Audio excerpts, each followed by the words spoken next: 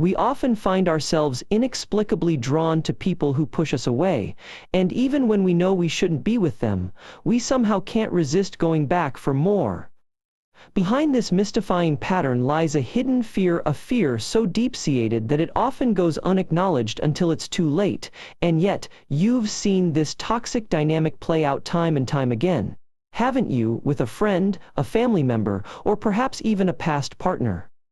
This desperate attempt to cling to a relationship that seems doomed from the start is a painful reminder that we're more afraid of losing someone than we are of losing ourselves. In this video, we'll delve into the unseen forces driving us to repeat the same toxic patterns, and what we can do to break free from the cycle.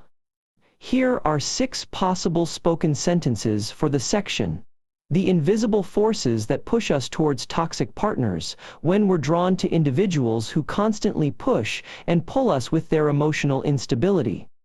It's often because our subconscious mind is attempting to avoid the anxiety of being truly alone, rather than confronting the deeper pain of abandonment that lies within. Our attraction to toxic partners is often rooted in an unconscious desire for validation, because in our own lives, we've come to associate validation with love, rather than genuinely cultivating it from within. Toxic relationships thrive in environments where fear and control are masquerading as safety and affection, and it's our own unresolved fears of being abandoned that make us believe this toxic dynamic is the best we deserve, even when it ravages our well-being.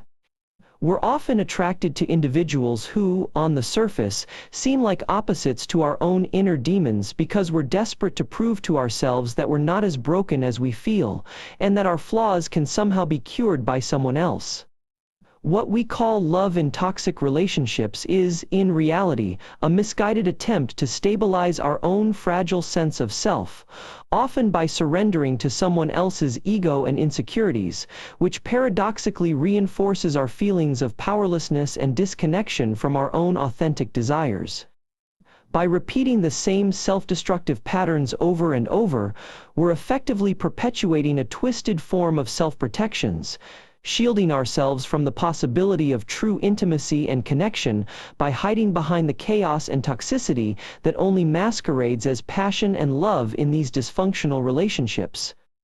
The root of our attraction to dysfunctional individuals often lies not in some innate masochism or attraction to chaos, but rather in a deeply ingrained fear of abandonment that stems from our childhood experiences.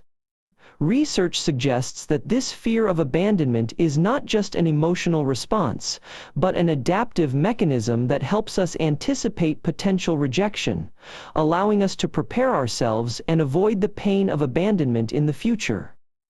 This ingrained fear is then triggered by the subconscious, causing us to become drawn to individuals who exhibit toxic behaviors, much like the ones we witnessed in our childhood, as a misguided attempt to validate our existing fears and provide a sense of control over our relationships. Deep down, we may convince ourselves that we've moved past our childhood traumas.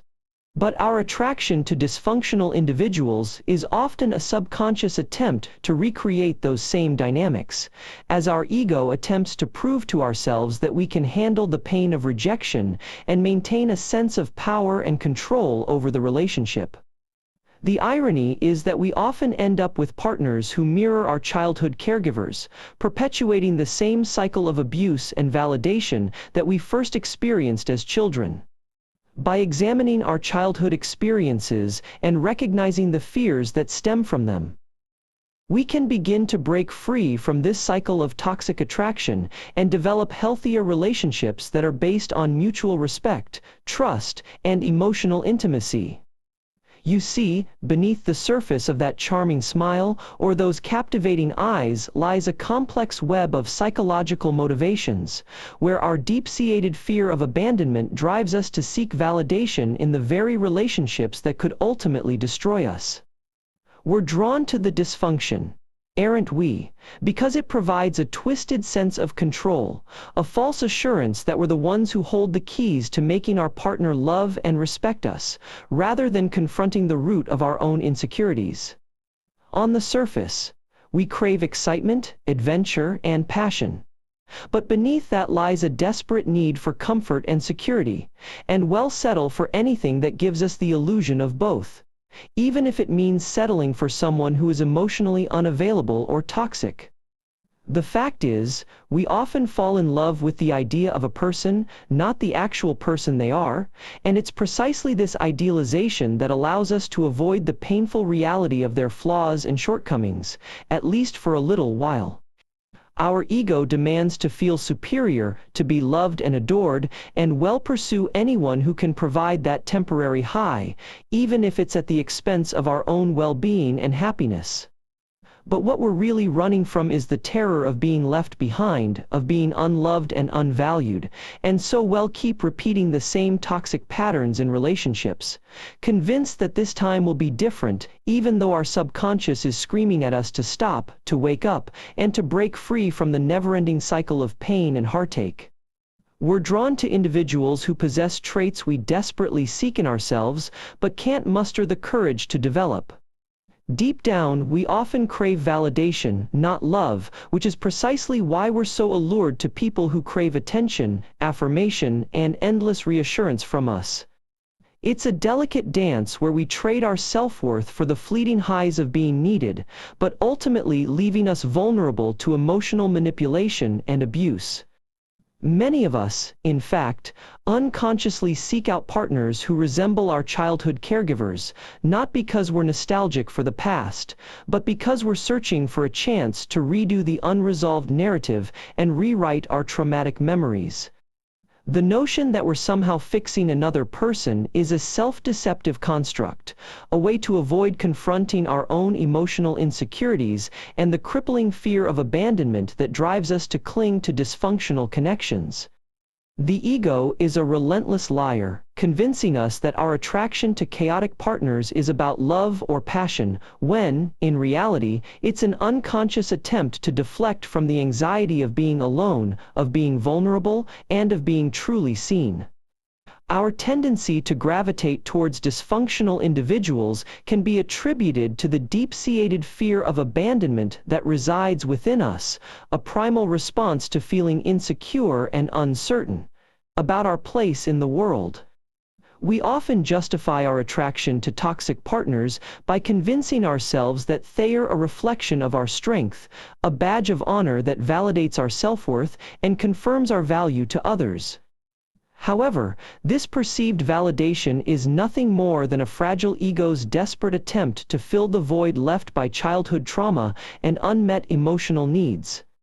We become captivated by these individuals because their erratic behavior and inability to commit mirrors the unpredictable nature of our own childhood experiences, making it eerily familiar and, strangely, comforting.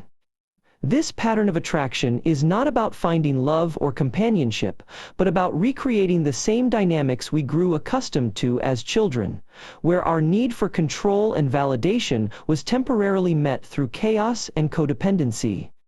In essence, we're not looking for love, we're looking for a sense of control over the uncontrollable, a fleeting sense of security in a world that's constantly threatening to abandon us.